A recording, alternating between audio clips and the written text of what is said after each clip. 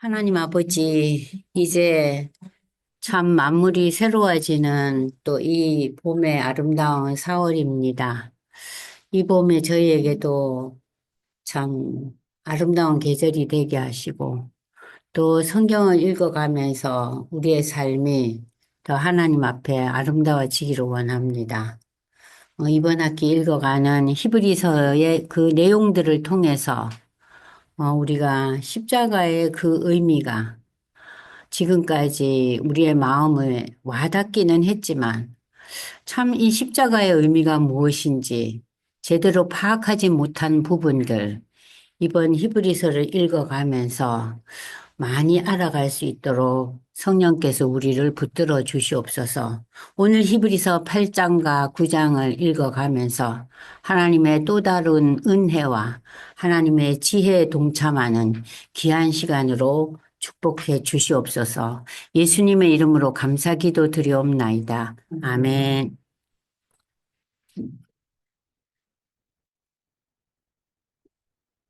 히브리서는 그 타이틀 자체부터 우리를 조금, 어? 왜 서신 이름이 히브리서야? 그런 생각 안 해보셨어요?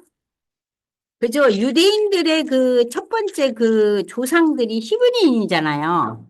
구약에 우리가 보면은 아브라함 시대 때부터 유대인들이 그 조상 히브리인의 맥락에서 이렇게 펼쳐지잖아요. 그러면은 그래서 저는 처음에 이 성경에서 히브리서라는 표현이 참 낯설었어요. 안은숙 권사님은 어땠어요? 히브리서라는 타이틀이 좀 특이하지 않아요? 그죠? 뭐 야고보서, 베드로 전후서, 로마서, 마테마가, 누가복음, 요한계, 히브리서는 참 독특했어요. 타이틀부터도. 그러니까 내용도 독특하죠. 왜냐하면 히브리인, 유대인의 배경과 전통을 바탕으로 쓴 글이기 때문에.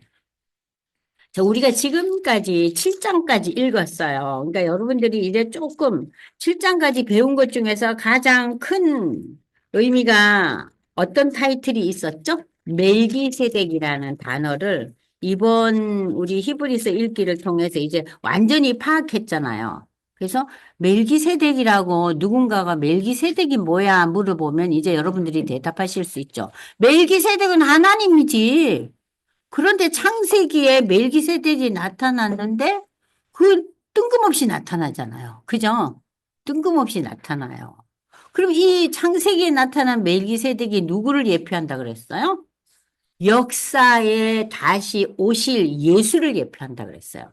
그러니까는 멜기세덱과 예수를 연결 지으면 여러분들 머리에 확 들어올 거예요. 아, 멜기세덱은 하나님이시구나. 그런데 아브라함을 축복하기 위해서 나타나잖아요. 그죠? 아브라함을 축복하기 위해서 나타나잖아요. 그럼 예수님은 신약 시대에 전 인류를 축복하기 위해서, 구원하기 위해서 오시잖아요. 그래서 멜기세덱은 누구를 예표한다고요? 예수가 그리스도로 메시아로 오실 것을 예표하는 인물이에요. 이제 멜기세덱에 대해서 절대 안 잊어버리시죠? 그죠? 제가 지난 주일에 우리 언니를 만났는데, 언니, 멜기세덱이 누군지 알아? 하고 물었어요. 나 한 가지는 안 돼요. 제가 너무 반가웠어요. 그 대답을 듣고. 뭐를 알아? 그랬더니, 멜기세덱이 하나님이잖아. 딱 그러잖아요. 그래서, 어머나, 제대로 알긴 아는만. 그랬어요. 그러니까 멜기세덱은 하나님. 또 우리가 예수님 하면은 예수님과 하나님을 동일선상에서 잘 생각을 못 해요. 예수님 하나님이에요. 그리고 복음 부르면 복음은 뭐예요? 복음은 예수예요. 예수가 메시아라는 소식이 복음이에요. 예수가 그리스도라는 것이 복음이에요. 그리스도와 메시아는 똑같은 단어죠. 하나는 헬라어고 하나는 유대말이잖아요. 메시아, 그리스도. 예수가 메시아 그리스도라는 게 뭐라고요? 이퀄 복음이에요.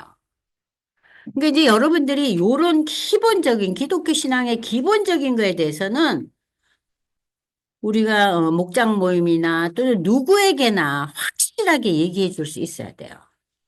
그래서 이제 7장까지 우리가 멜기세덱을 배웠는데 7장 맨 마지막에 이제 8장을 들어가면서 7장은 멜기세덱이라는 대제사장과 연결하여 예수 그리스도의 우월성을 논증하고 있다.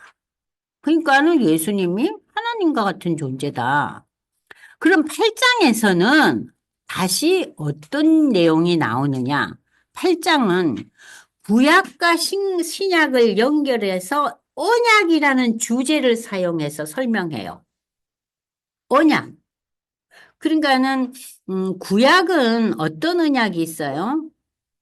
구약의 모든 내용은 예수가 올 거야. 기다려. 너희를 구원할 자가 올 거야. 예수에 대한 오실 것임이 예언된 책이 구약이에요. 그럼 신약은 뭡니까? 예수가 오셨어요. 그 구원을 성취하셨어요.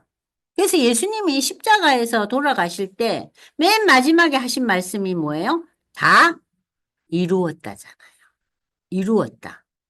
여러분, 이 이루었다는 말이 다른 말로 표현하면 구원, 구속의 의미인데 이 당시에 다 이루었다는 헬라 말의 의미가 여러 의미가 있어요. 첫 번째 의미가 뭐냐? 노예가 주인이 명령한 일을 주인님 제가 다 했습니다. 할 때 다 이루었다는 표현을 해요. 또 두 번째는 어떤 상황에서 쓰느냐? 이제 여러분들 화가들이 그림을 그리잖아요. 그림을 그릴 때 조각하고 좀 다른 게 그림은 다 그리고 난 뒤에 화가들이 사인을 하죠. 자기 이름을 쓰잖아요. 그 뭐예요? 완성했다는 거예요. 그러니까는 예수님의 십자가의 죽음은 하나님이 나한테 하라고 하신 일 했어요. 하는 종이 주인에게 하는 말. 그다음에 두 번째 의미는 뭐라고요, 지금? 지금 제가 무슨 얘기했죠? 완성했다는 얘기예요. 구원의 완성이래요. 그러면은 세 번째 의미는 뭐냐? 세 번째 의미는 제사장이 제사를 드릴 때 성전에 나와서 뭘 준비해요? 자기 죄에 대한 용서의 그 제사를 하고 그리고 제물을 준비하잖아요. 그러면 이 세 번째 이루었다는 것은 준비 완료. 모든 것이 다 준비가 됐습니다. 다 준비됐습니다. 하는 그 의미예요. 재물이 준비되었다는.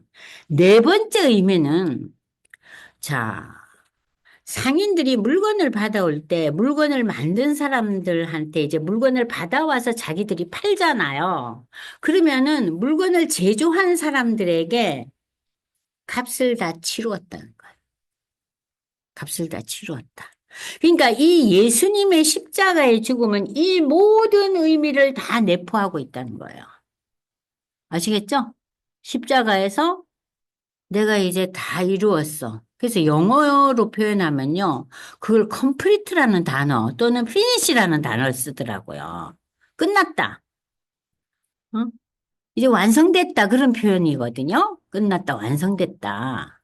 근데 그것이 그 시대적인 배경에서 보면은 노예가 주인에게 그리고 화가가 자기의 작품을 완성하고 그리고 제사장이 제물을 다 완벽하게 준비되었을 때 준비가 되었을 때 그리고 상인들이 물건을 만든 자에게 다 페이했다.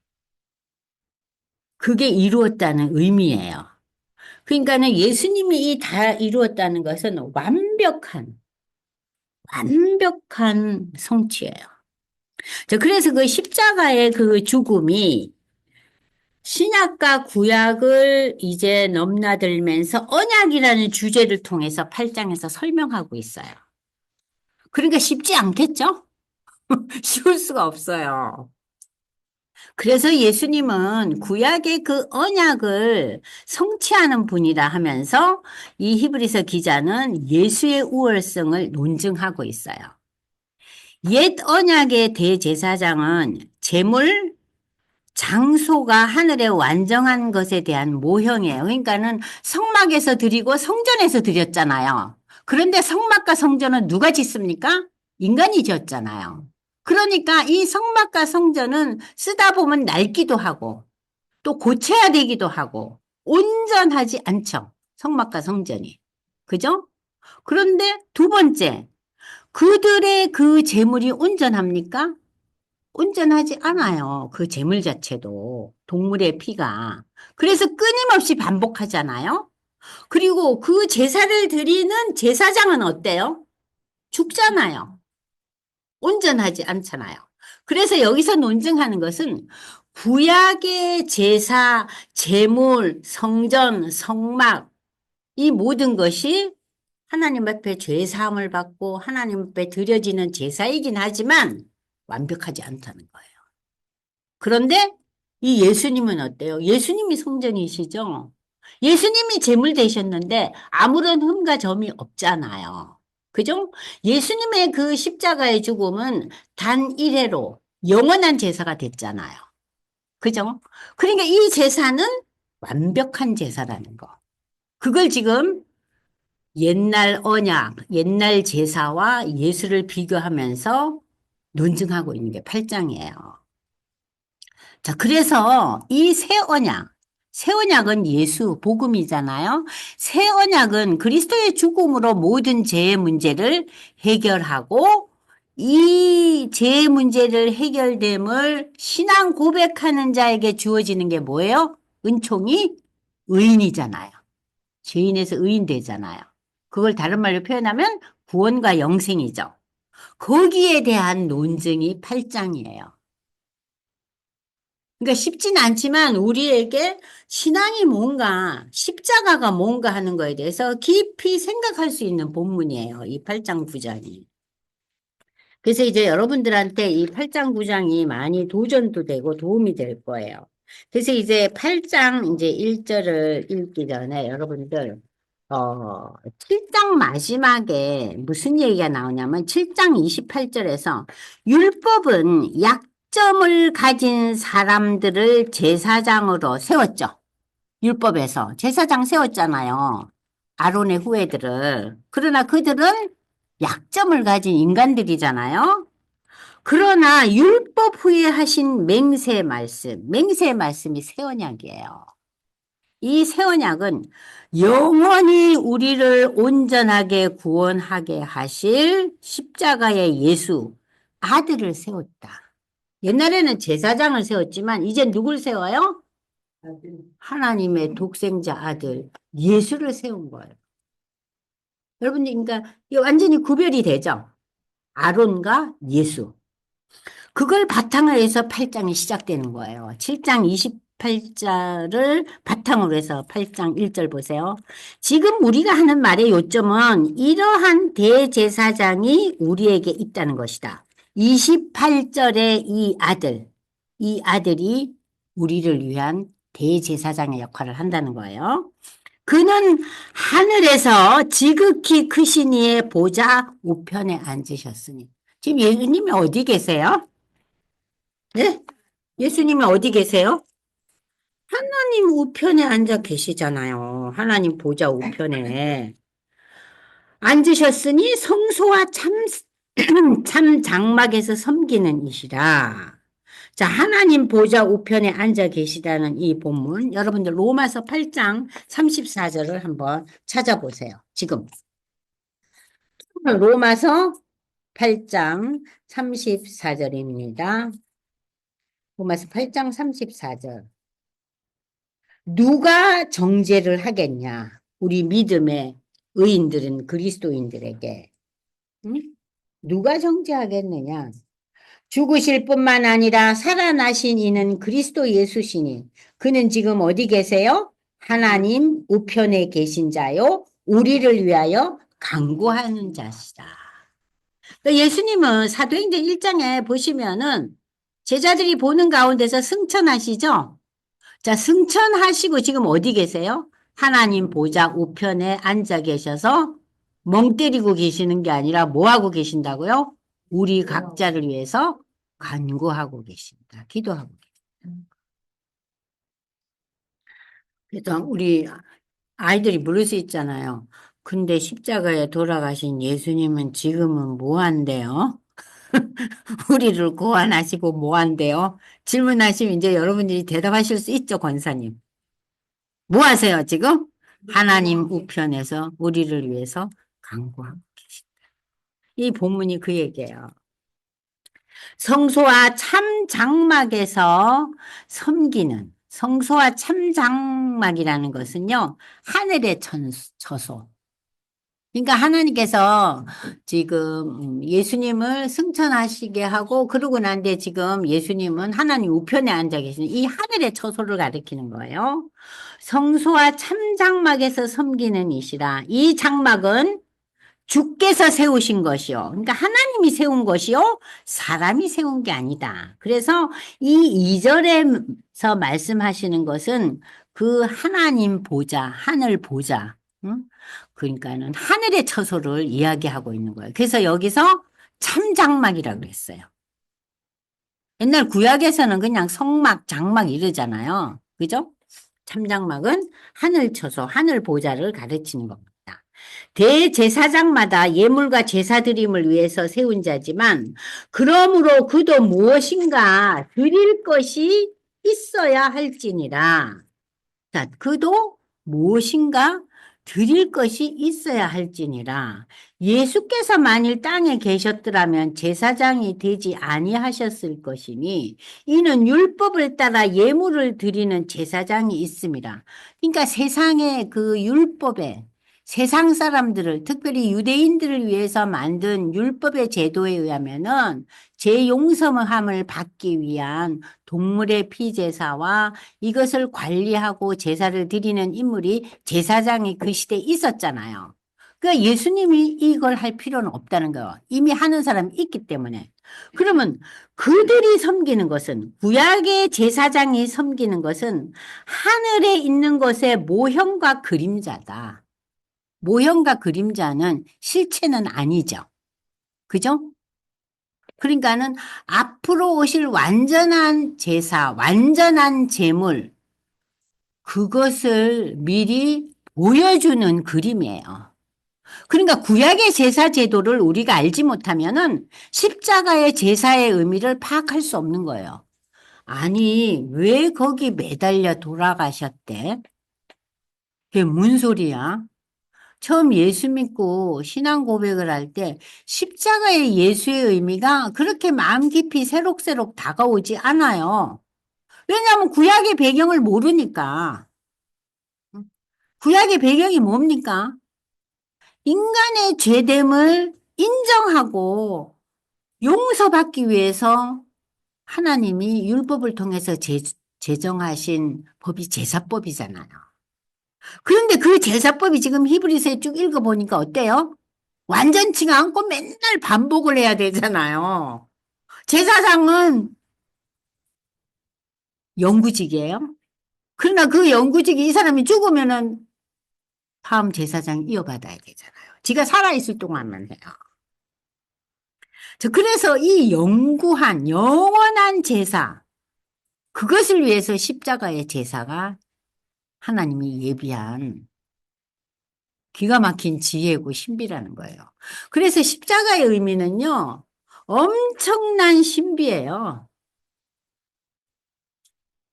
그래서 이제 여러분들이 십자가에 대한 의미를 조금씩 더 깊이 생각할 수 있기를 바라요. 이 히브리서를 통해서. 그래서 그들이 그 대제사장과 성막과 성전의 이 제사를 드리는 것은 하늘에 있는 것의 모형과 그림자라. 모세가 장막을 지으려 할 때 지시하심을 얻음과 같으니 하나님이 지시하신 대로 그대로 그 제사를 따라 하잖아요. 그래서 제일 먼저 한 것이 뭡니까? 성막을 짓잖아요. 그죠? 율법을 받고 제일 먼저 25장, 출애굽기 25장부터 한 일이 뭐예요? 성막 짓는 일이었어요. 성막의 의미가 뭐예요? 제사를 드리는 거예요. 제사를 드리는 거예요. 근데 그 성막 짓는 모든 과정을 하나님이 하나하나 가르쳐 주죠. 무슨 시를 쓰고 뭐를 하고 출애굽기 25장부터 39장까지 읽으면 너무 지루하고 답답하죠. 그죠? 근데 그게 뭡니까? 하나님이 지시한 대로 하라는 거예요. 삼가 모든 것을 산에서 내게 보이던 본을 따라 지으라 하셨느니라. 성막을 짓고 성막의 모든 기구들을 내가 명령한 대로 하라 이거예요. 그러나 이제 야, 이제는 더 아름다운 직분을 얻으셨으니 그는 더 좋은 약속으로 세우신 더 좋은 언약의 중보자시라. 이거 누굴 가리키는 거예요? 예수님을 가리키는 거예요. 여러분들 이제 프린트를 보십시오. 출애굽기 25장에서 모세가 산에 올라가서 하나님으로부터 성막의 설계 도면을 전수받아요. 하나님은 네가 내가 다 보여주고 설명한 대로 요대로 짓거라 하고 명령을 하세요. 자, 이를 가리켜서 히브리서 기자는 그들이 섬기는 것은 하늘에 있는 모형과 그림자라고 표현하고 있어요. 완전한 것의 그림자라는 거예요. 그래서 구약의 제사장들이 섬겼던 것은 참 대제사장인 그리스도의 모형과 그림자에 불과하다는 것이다. 이제 실체이신 누가 등장해요? 예수가 등장하는 거예요. 그런데 유대인들은 그 당시에 어때요? 이 히브리 기자가 쓸 당시에 자신들이 섬기는 모형과 그림자의 실제이신 예수님을 알지 못했기 때문에 이 초대 그리스도인들, 특별히 유대 배경을 가진 그리스도인들을 엄청나게 박해했던 거예요. 그래서 그 당시에 예수를 받아들이지 않고 예수 믿는 자들을 박해했던 유대인들의 모습을 우리는 요한복음에서 한번 찾아볼 수 있어요. 요한복음 5장 39절로 40절 보세요. 요한복음. 그 당시에 유대인들은 어땠나? 요한복음. 요한복음 5장입니다. 5장 39절로 40절을 보겠습니다. 자, 너희가 이 성경에서 영생을 얻는 줄 생각하고 성경을 연구하거냐 이 성경이 곧 내게 대하여 증거하는 것이나 그러나 너희가 영생을 얻기 위하여 예수 앞에 오기를 원하지 않았어요. 그들은 자기네들이 믿는 메시아를 소망했기 때문에 그 당시에 예수의 오심을 인정하지 않았어요. 그 제가 여러 번 얘기하잖아요. 저들이 원했던 메시아, 저들이 원했던 그리스도는 어떤 구원자였어요? 로마에서 저들을 해방시켜주는 메시아, 정치적인 메시아, 파워가 넘치는 메시아. 이 세상을 완전히 흔들어 놓고 유대인의 왕으로서 세상의 왕 같은 존재로 오는 그런 메시아 그리스도를 원했기 때문에 저들은 구원이나 영생이라는 의미를 이해하지 못했어요. 정치적인 왕의 존재를 원했기 때문에 이 유대인들은 예수를 어떻게 여겼어요? 십자가의 도를 어떻게 여겼어요? 아, 이거는 말이 안 돼. 어떻게 이렇게 비참하게 최후를 맞는 사람이 우리의 메시아야, 그리스도야. 이상한 종교 집단으로 여긴 거죠. 그 당시 유대인들이. 자, 그래서 이 본문을 통해서 히브리서 기자는 여전히 모형이요 그림자를 붙들고 있는 그 유대교로 돌아가지 말고 제발 너희가 구원의 실제에는 예수를 붙들라고 말하는 거예요. 그 당시 유대인들은 눈에 보이는 성전, 저들이 구체적으로 절기를 따라서 많은 것을 하나님께 드리는 그런 절기를 통해서 또 율법의 문자적인 실천을 저들의 신앙의 규범으로 삼고 있었어요. 그런데 실체이신 예수 그리스도가 오심으로 율법의 실천은 무엇이라고요? 예수 그리스도를 믿는 믿음이라고 가르치고 율법의 실천은 뭐냐? 예수가 메시아고 그리스도라는 것을 신앙 고백하는 것이다. 이 믿음이 바로 율법을 지키는 것이다. 여러분, 율법을 한마디로 표현하면 뭐예요? 하나님 사랑과 이웃 사랑이잖아요. 그런데 이 하나님 사랑과 이웃 사랑이 한꺼번에 다 이루어진 것이 뭐예요? 십자가잖아요. 그죠? 율법의 완성이 어디에서 이루어져요? 십자가에서 이루어지잖아요. 그런데 왜 니들이 다시 유대교로 돌아갈라 그러냐? 정신 차려라. 그 소리예요. 히브리서 기자가. 응? 조금 이해가 되셨어요? 그러면서 여기 6절에 보면은 예수님을 가리켜서 예수는 아름다운 직분을 얻었다 그러고 나와요. 아름다운 직분이라는 건 뭐냐면은 예수가 그리스도요. 예수가 메시아요. 예수는 우리말로 이 그리스도 메시아는 구원자죠. 제가 여기 프린트에 썼어요. 더 아름다운 직분은 뭐냐?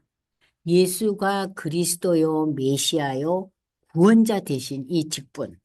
그러면 더 좋은 약속은 뭡니까? 구약의 율법에 의한 약속은 저들에게 제사 제도를 제시했어요. 그죠? 그러나 더 좋은 언약은 뭡니까? 이 새 언약은 예수 그리스도의 십자가를 통해서 단 한 번으로 구원을 성취시키는, 다 이루는 그 놀라운 약속. 그게 더 좋은 약속, 새 언약이잖아요. 이해되셨죠? 그리고 더 좋은 언약의 중보자. 중보자라는 건 뭐예요? 하나님과 인간을 연결시켜주는 거예요. 자, 우리가 죄악 때문에 우리가 하나님과 어떤 관계가 됐어요? 불화의 관계가 됐죠. 그래서 우리가 죄인으로 떨어졌잖아요. 그 결과, 죄인으로 떨어진 결과 우리는 어디를 떠날 수밖에 없었어요? 예? 에덴에서 떠났잖아요. 에덴에서 쫓겨났어요. 세상으로. 응? 그런 우리를 다시금 에덴으로 회복시키게 하는 중보자가 예수라는 거예요. 그래서 여기서 더 좋은 언약, 새 언약의 중보자인 예수님. 예수님께서는 하나님과 인간 사이의 중보자가 되시고 인류를 대신하고 대표하여 십자가를 지심으로 죄의 값을 치르셨고 하나님과 인간의 관계에서 화목을 이루는 중보의 근거를 마련하셨다. 중보의 근거를 마련하셨다는 거예요. 그래서 이 바울은 이 갈라디아서에서 이 중보의 개념을 어떻게 설명하고 있냐 한번 여러분 찾아보시기 바랍니다. 갈라디아서 3장, 갈라디아서 3장.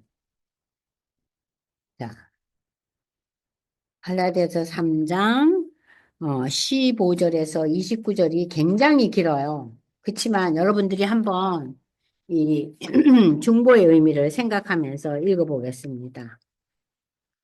갈라디아서 3장 15절부터 읽겠습니다. 형제들아 내가 사람의 예대로 말하노니 사람이 언약이라도 정한 후에는 아무도 패하거나 더하거나 하지 못하느니라.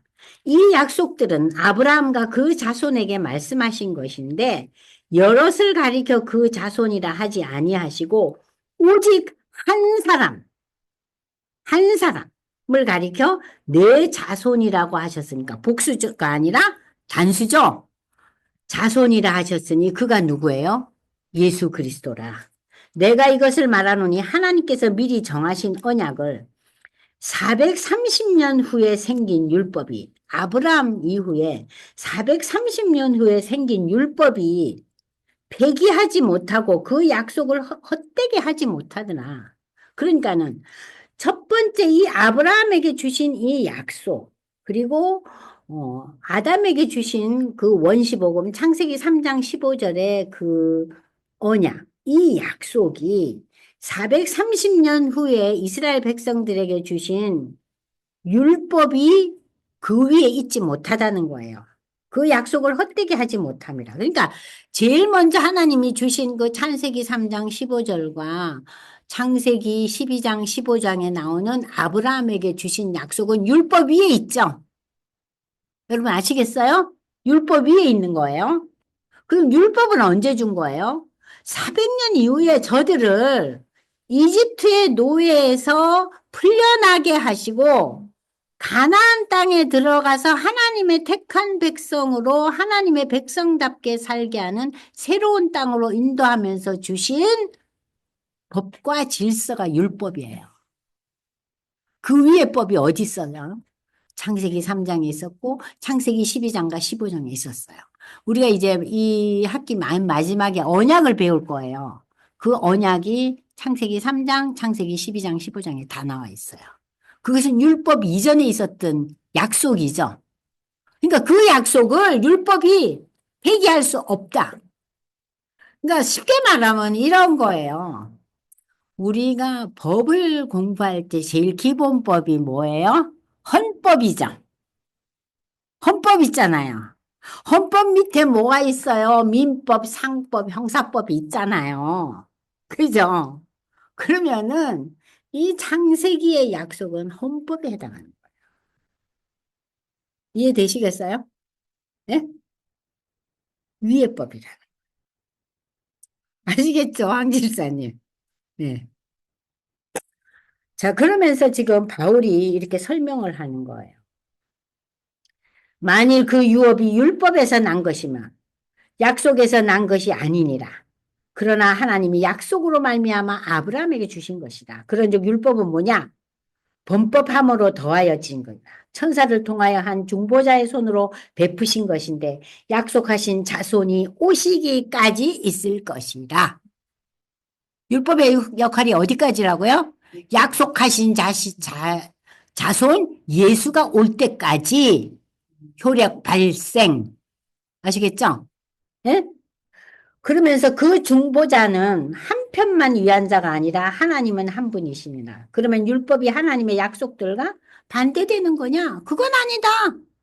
하나님의 약속을 더 잘 지켜주기 위해서, 그리고 그 율법을 통해서 하나님을 이루게 하기 위해서 율법을 주셨더라면 의가 반드시 율법으로 말미암아. 그러나 성경이 모든 것을 제 아래 가두었으니 이는 예수 그리스도를 믿는 믿음으로 약속을 믿는 자에게 율법이 뭐가 있다고요? 언약과 약속이 있다는 거예요. 언약과 약속. 그러니까 구약 성경을 유대인들은 율법으로 받아들인 거예요. 근데 지금 이 히브리 기자는 뭐예요? 하나님의 언약, 하나님의 약속에서 바라보라요. 하나님의 언약과 약속은 율법 위에 있잖아요. 그죠? 자, 그러므로 믿음이 오기 전에 우리는 율법 아래에 매인바되고 계시될 믿음의 때까지 갇혀 있었느니라. 이같이 율법은 우리를 그리스도로 인도하는 초등교사가 되어 우리로 하여금 믿음으로 말미암아 의롭다함을 얻게 하려 합니다. 믿음이 온 후로는 우리가 초등교사 아래, 율법 아래 있지 아니하도다. 초등교사가 누굽니까? 율법이. 근데 초등교사의 역할을 알아야 중학교를 가잖아요. 그죠? 초등학교 그 수업을 받지 않고 중학교 못 가잖아요. 황 집사님, 선생님 하셨잖아요. 예? 그러니까 율법을 알아야만 돼요. 그러나 율법 위에 뭐가 있다고? 하나님의 언약과 약속이 있다. 자, 그래서 여기 보시면은 이 예수님은 더 아름다운 직분 그리스도 메시아로 구원자로 오셨고 더 좋은 약속, 더 좋은 언약의 중보자로 히브리 기자는 지금 6절에서 표현하고 있습니다. 예수님은 인류의 유일한 중보자이시고 우리를 구원하신 분인데 이 중보자의 자격이 있어야 돼요. 그럼 하나님과 인간을 연결해주는 이 중보자의 자격은 뭐냐? 반드시 뭐야 된다? 사람의 몸을 입고 와야 된다. 왜냐? 제물이 돼야 되니까. 예? 사람의 몸을 입고 와야 된다. 자, 그래서 우리가 다시 지난번에 배웠던 2장 14절을 다시 복습하겠습니다. 자녀들은 혈과 육에 속하였음에 2장 14절부터 읽고 있습니다. 그도 또한 같은 모양으로 혈과 육을 함께 지니심은 그는 누구예요? 예수님은 죽음을 통해서 예수의 죽음을 통하여 죽음의 세력을 잡은 자, 곧 마귀를 멸하시며 마귀를 멸하시기 위해서 죽음의 단계를 극복하고 넘어가야 될 뿐이에요. 또 죽기를 무서워함으로 한평생 매여 종노릇하는 우리 모든 인류들에게 이 무서워하는 그 상황 속에서 자유하게 하려 하심이니 이는 확실히 천사들을 붙들어 주려 하시야만요. 예수님이 이 땅에 오신 것은요. 지금 이 2장에서는 예수님이 천사보다 나은 존재임을 설명하기 위한 거잖아요. 그러니까 천사를 여기다는 거. 그러니까는 예수님이 이 땅에 온 것은 천사를 위해서 온 게 아니라는 거예요. 천사는 내 심부름꾼이라는 얘기예요. 응? 그러면서 오직 아브라함의 자손, 하나님의 자녀들을 붙들어 주려고 하기 위해서 왔다. 뭘 입고? 인간의 몸을 입고. 그러므로 그가 범사의 형제들과 같이 되심이 마땅하더니 형제들과 같이 되면 하나님이 사람처럼 됐다는 거예요. 응? 하나님이 사람처럼 돼, 사람 모습을. 그렇다고 하나님, 예수님을 보고요. 예수님이 오빠야. 예수님이 형님이야. 그거는 너무 앞서가는 얘기예요. 그 얘기는 누가 해야 돼요? 예수님이 우리에게 하는 얘기예요. 무슨 얘기인지 아시겠어요? 우리의 자녀들이 엄마를 보고, 엄마가 참 나한테 귀한 존재야. 그렇지만 엄마는 예수님 안에서 내 언니야. 이렇게 말할 수 없죠. 그건 말이 되는 소리예요? 어? 예수님 안에서 우리가 한 형제 자매 됐다는 표현은 맞지만 그렇다고 우리 자녀들이 장권사님 따님이 엄마 우린 다 예수 믿으니까 엄마는 내 언니야. 예수님이 아버지니까 하나님이 아버지니까 오불성설이죠. 그것은 내가 얘기해 줄 수 있어요.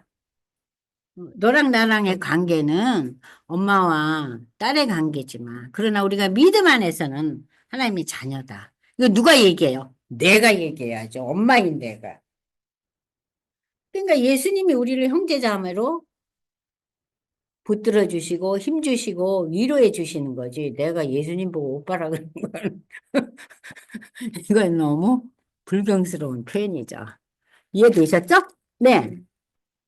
자, 그러므로 이 예수님은 이 땅에 오셔서 구체적으로 우리의 형제 역할을 하신 거예요. 몸을 입고 오셔서. 그래서 대제사장 되고 백성의 죄를 속량하기 위해서. 예수님은 시험받아 고난을 받으셨어요. 십자가의 고난을 받으셨는데 그 시험받아 고난을 받으셨기 때문에 우리의 그 시험과 우리가 겪는 이 고난에 동참할 수 있고 이해할 수 있고 공감할 수 있다는 거죠. 그냥 하늘의 보좌에 앉아가지고 야 아들아 어쩌면 좋노 너가 참 안 됐다 이래야 되지 않겠냐 그게 아니에요. 우리가 똑같은 뭘 겪으셨어요? 우리보다 오히려 더 어려운 고난을 겪으신 거 아니에요? 여러분들 십자가의 고난을 겪은 그, 그 당시에 그 불법자들 외에는 우리는 그런 고난을 안 겪잖아요. 그러니까 인간으로서 가장 큰 수치와 고난이 십자가의 고난이거든요. 그걸 예수님이 겪으신 거예요. 십자가의 고난은 인간으로서 최악의 수치와 최고의 고난이에요. 그걸 겪으셨기 때문에 우리의 고난에 동참하고 공감하실 수 있는 분이에요. 그래서 이건 뭐예요? 사람의 존재가 되셨어요. 아시겠죠? 그리고 두 번째, 이 중보자의 자격은 흠이 없어야 돼요. 죄가 없어야 돼요. 죄가 없어야 되잖아요. 여러분, 구약의 제물이 어땠어요? 흠과 점이 없는 제물이었잖아요. 그러니까는 우리는 제물이 될 수 없는 존재들이에요. 그러니까 이 십자가의 제물이 되신 예수님이 그 십자가의 제물이 되신 이것은 정말 제가 누누이 얘기하지만 엄청난 신비예요. 우린 제물이 될 수 없는데. 제물이 될 수 없잖아요, 황 집사님. 우리 제물 될 수 있어요? 없잖아요. 그리고 이제 세 번째는 하나님의 인격을 소유해야 된다는 것은 인격이라는 게 뭐예요? 상대방의 마음과 이게 교류가 되고 일방적인 게 아니에요. 그래서 하나님의 인격, 인간의 인격이 아니라 하나님의 그 캐릭터를 가져야 되고, 네 번째는, 그래서 예수님은 하나님인 동시에 사람이에요. 그죠? 하나님인 동시에 사람이에요. 그렇기 때문에 십자가의 제물이 될 수 있었어요. 하나님인 동시에 사람이기 때문에. 그런데 그분은 흠과 점이 없기 때문에 제물이 될 수 있어. 그래서 여러분들 예수님이 이 땅에 오셔서 사람의 몸으로 오시고 십자가의 제물이 되시고 그리고 부활하시고 승천하신 이 놀라운 예수님의 생애를 그냥 한 선에서 쭉 살펴보면은 이 하나님의 구원 역사가 얼마나 놀랍고 신비한 것을 우리가 알 수가 있죠. 자, 그리고 이제 그 다음으로 넘어갑니다. 그러니까 지금 우리가 이제 이 8장부터 상당히 조금 이제 업그레이드된 성경 전체를 아우르는 것을 다 여러분들이 파악을 하셔야 이해가 돼요. 그래서 제가 좀 천천히 설명을 하고 있습니다. 자, 첫 언약이 여러분 보십시오. 첫 언약이 무음하였더라면 둘째 것을 요구할 게 없지. 첫 언약, 응? 율법으로 의한 그 언약이 아무 문제가 없었으면 둘째 새 언약이 필요가 없지 않냐. 그들의 잘못을 지적하여 말씀하시되 주께서 이르시되 볼지어다 날이 이르리니 내가 이스라엘 집과 유다 집과 더불어 뭘 맺는다고요? 새 언약. 그러니까 이 새 언약이요. 예수를 통해서 성취되는 언약이지만 이 새 언약이 구약에서 이미 예언되고 있는 게 첫 번째 그 예언된 것이 창세기 3장 15절이었다면은 구약에서 이제 여러분들이 보시면은 예레미야와 에스겔서에 이 얘기가 나와요. 보세요. 프린트에. 옛 언약이 율법을 통해 세운 언약이라면 새 언약은 예수 그리스도를 통해 맺은 언약이다. 옛 언약인 율법은 인간의 죄를 드러냈을 뿐 근본적인 해결 방안을 제시하지 못했다. 구약의 언약은 규례와 의식을 지키기 위한 희생의 제사를 요구하였다.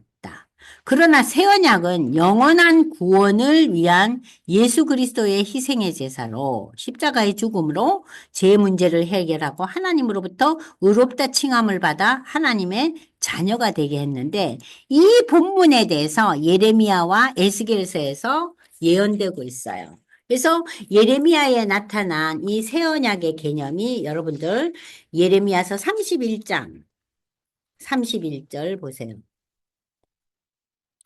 예레미야 31장 31절 보시면 여호와의 말씀이 이르니라 보라 날이 이르니니 내가 이스라엘 집과 유다 집에 새 언약을 맺으리라.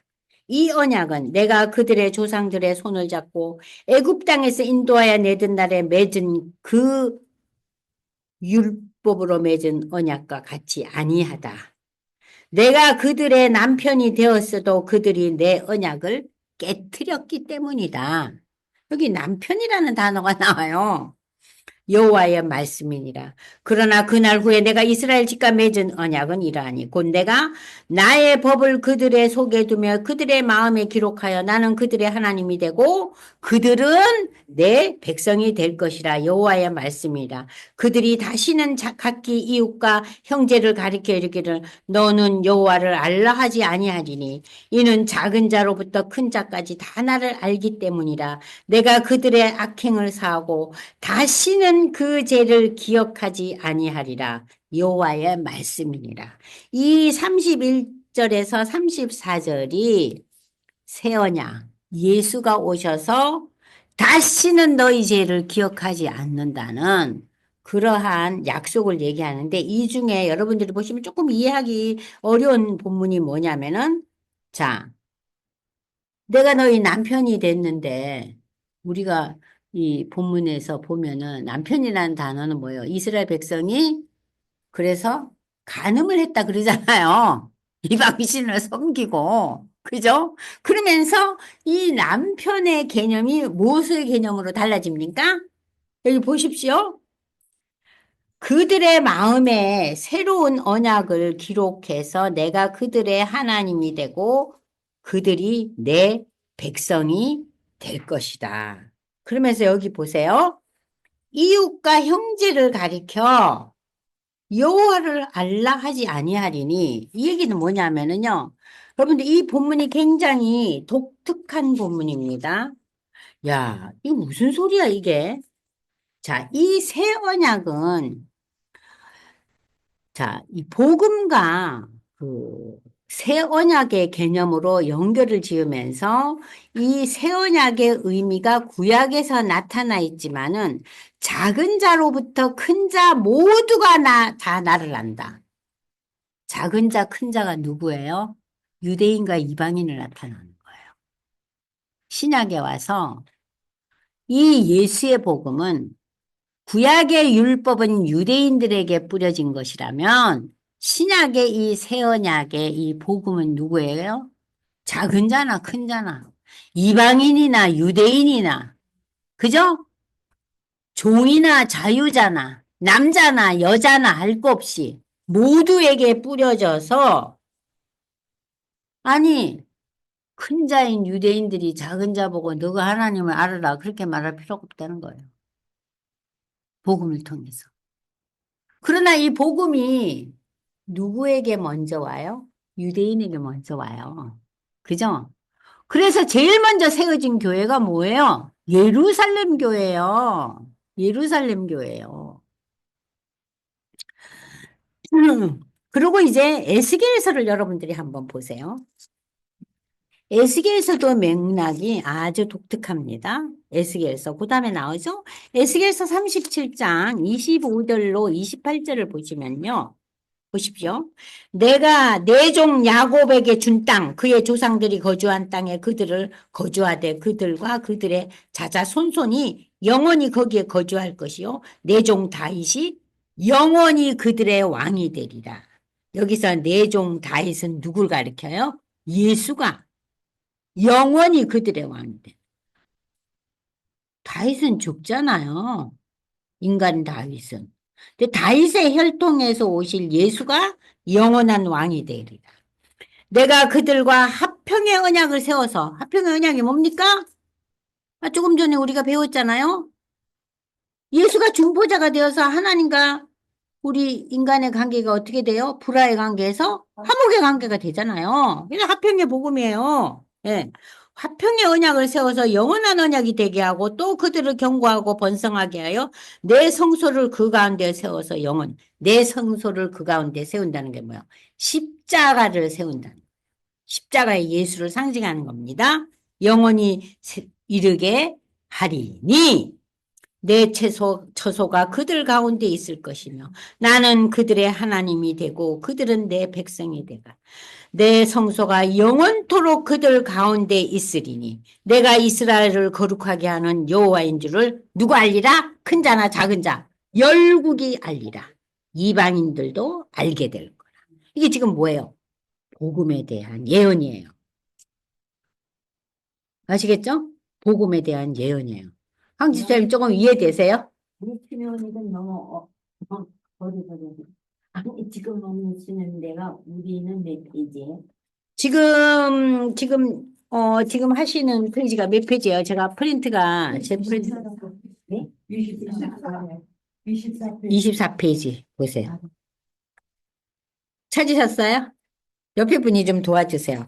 그러니까 지금 여러분들이 예수의 오심에 대해서 이미 예레미야와 에스겔을 통해서 새 언약에 대한 내용이 나오죠. 이방인의 구원에 대한 얘기가 나오죠. 그리고 하나님의 백성이 된다는 얘기가 나오잖아요. 그게 뭐예요? 예수가 오실 것이다. 구원이 이루어질 것이다. 인류 모두에게 퍼져나갈 것이다. 이방인이나 유대인이나. 그게 지금 구약에서 다 이미 예언되고 있어요. 그러니까 놀라운 내용들이죠. 그러니까는 이 히브리서를 쓴 기자는 정말 구약의 전체를 다 통달하고 있는 사람이에요. 그러니까 이 본문들을 다 생각하면서 쓴 거예요. 자, 예수님께서는 하나님의 구원 역사를 이루기 위해서 이 땅에 사람의 몸을 입고 오셔서 제사함 받는 한목의 제물이 되신 거죠. 이를 믿음으로 고백하는 자들에게 하나님의 자녀가 되는 권세를 주셨는데 이것이 복음이요, 이것이 새 언약이라는 거예요. 근데 이 복음 새 언약이 예레미야 31장과 에스겔서 37장에 구체적으로 전 열방을 향해서 복음이 올 것이다. 예수가 올 것이라는 것을 예언하고 있어요. 좀 감이 잡혀요? 네. 그래서 이제 이 히브리서 기자가 이 8장을 뭐라고 이제 어, 새 언약을 맺는데 자 여기서 보시면은 우리가 조금 전에 읽었잖아요. 10절. 내가 하나님이 되고 그들은 내 백성이 되리라. 지금 에스겔서와 예레미야서에서 여러분 보셨죠? 또 각각 자기 나라 사람과 각각 자기 형제를 가리켜 주를 알라 하지 아니할 것은 그들이 작은 자로부터 큰 자까지 다 나라. 아, 예수를 다 이제 이방인이나 유대인이나 다 받아들인다는 거예요. 근데 유대인들은 옛날에 어땠어요? 우리만 하나님의 자녀고 우리만 하나님의 백성이에요. 그러니까 이제 유대인들이 너가 하나님 알아야 돼. 그럴 필요가 없다는 거예요. 복음의 세계화죠? 자, 그러면서 내가 그들의 불의를 긍휼히 여기고 그들의 죄를 다시 기억하지 아니하리라. 불의를 긍휼히 여긴다는 것은 그들의 불의를 예수의 십자가에 못 박으셨어요. 그죠? 제물이 되게 했잖아요. 그 제사를 드렸잖아요. 그래서 이 불의가 인간의 불의가 십자가의 예수에 대한 신앙 고백으로 하나님의 의를 이루었잖아요. 그러면서 하나님께서는 그들의 불의와 죄를 다시 기억하지 않고 저들을 뭐로 받아들여 주세요? 의인으로 하나님 자녀도 받아들여 주셨다는 거예요. 이것이 이제 새 언약이라는 거예요. 13절에 나오죠? 히브리서 8장 13절. 이것이 새 언약이라 말씀하셨음에 첫 것은 낡아지게 하신 것이니 낡아지고 새하는 것은 없어져 가는 것이라. 그래서 첫 번째 언약, 옛 언약, 율법은 이제 낡아지고 새하지고 없어지니까 율법이 제시한 제사는 낡아지고 없어져야 될 것이다. 그러니까 지금 제사를 드릴 필요가 있어요. 양을 바치고 비둘기를 바치고 소를 때려잡고 할 필요가 있어요? 없다는 거예요. 어? 없어진다는 거예요. 지금 그걸 얘기하고 있어요. 그래서 여러분들 프린트 보시면 구약의 옛 언약의 대제사장직은 그 직인과 제물 제사의 장소가 하늘에 완전한 것에 대한 모형과 그림자로 불완전했다고 5절에서 이미 얘기했어요. 그래서 해마다 제사 드리고 반복되었지만 완전한 새 언약에 근거한 대제사장의 속죄제사는 그 후력의 완전함으로 더 이상 이제 드릴 필요가 없죠. 단 한 번의 제사로 끝났어요. 이 한 번의 십자가의 제사는 이래로 영원한 제사가 된 거죠. 그래서 우리가 이제 그 제사는 지난 1000년 이상 유대인들을 통해서 지속되어진 제사 제도는 이제 완전히 폐지되었다. 필요가 없게 됐다. 그 유대인들이 드리는 그 제사는 십자가의 제사가 다 흡수해버린 거예요. 옛것은 없어졌죠. 그래서 이제 이 바울 사도는 그러잖아요. 누구든지 고린도 후서 5장 17절 여러분 잘 아시잖아요. 누구든지 그리스도 안에 있으면 이전 것은 지나갔으니 보라 새 것이 되었다.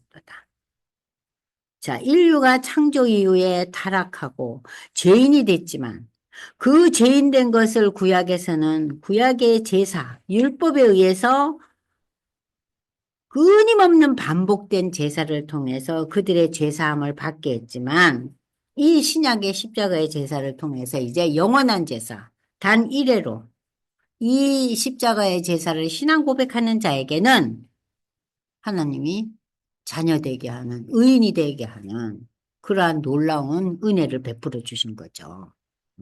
그래서 여기에서 이제 은혜라는 개념이 나오는 거죠. 자, 그러면 우리가 지금 이제 8장에서 옛 언약과 새 언약의 차이점에 대해서 한번 보겠습니다. 옛 언약은 율법과 연결됐죠. 옛 언약 제사 언약. 그러나 새 언약은 복음 예수와 연결되어 있다. 이전 하나님의 약속은 창세기 참상 15절 최초의 복음에서 시작됐기 때문에 이미 새 언약의 백그라운드를 이미 하나님이 우리에게 가르쳐 주셨어요. 이는 메시아로 오실 예수 그리스도를 통한 하나님의 인류를 향한 구원의 약속이고 출애굽한 이스라엘 백성들에게는 모세를 통해서 구체적인 그 시대의 배경 속에서 하나님이 주신 율법은 우리를 그리스도로 인도하는 초등교사의 역할을 하지만 그 제사는 우리를 죄에서 온전히 구원할 수 없다. 그것이 이제 로마서와 갈라디아서에서 여러분들 요 본문은 숙제에서 반드시 읽어보세요. 중요한 본문입니다. 로마서 3장 19절 20절, 갈라디아서 3장 17절 21절 여기 써 있죠? 프린트에. 그죠?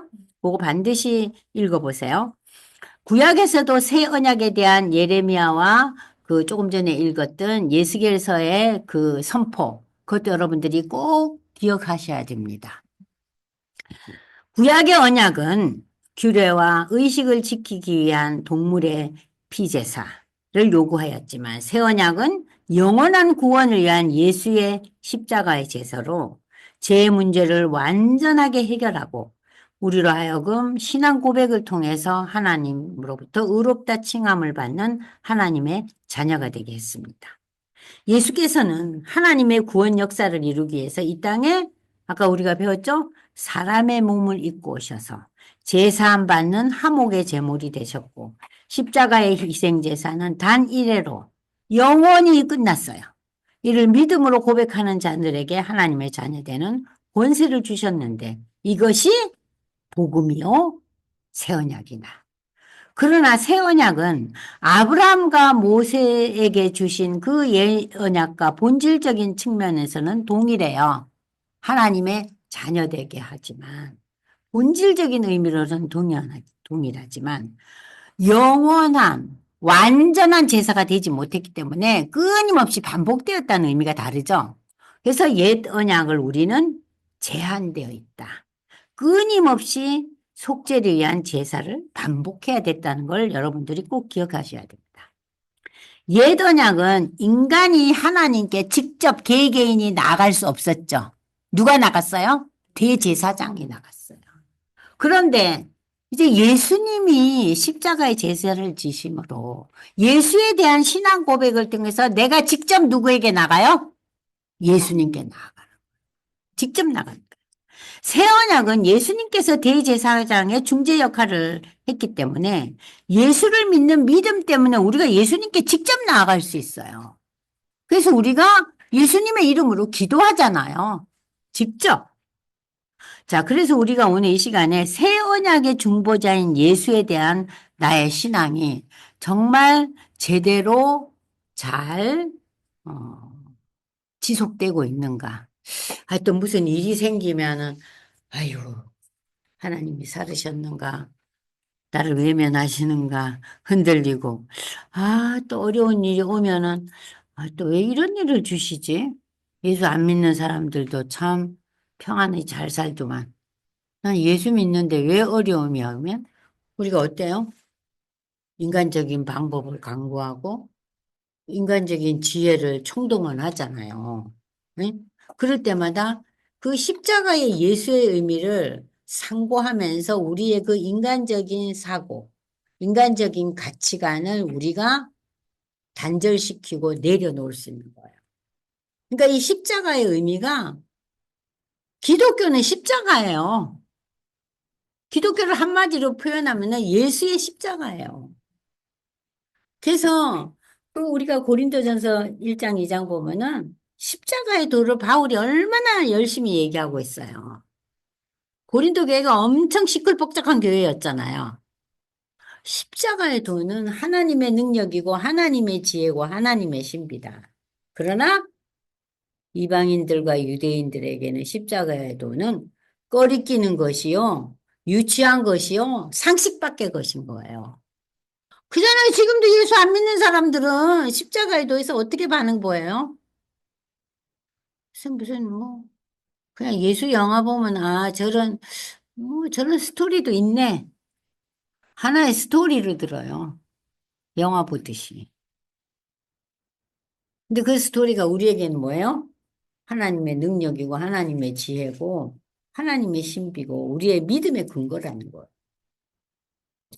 그래서 이제 8장이 좀 쉽진 않지만 여러 의미가 나오지만 계속 반복되기 때문에 이제 여러분들이 좀 더 그 십자가의 의미, 구약의 제사 이런 거에 대해서 여러분들이 좀 이제 확실하게 알게 됐을 것 같아요. 8장을 통해서. 근데 이제 이 9장에 가서 또 좀 더 업그레이드 돼요. 잠깐 쉬시고 여러분들 이제 또 다음 9장으로 넘어가겠습니다.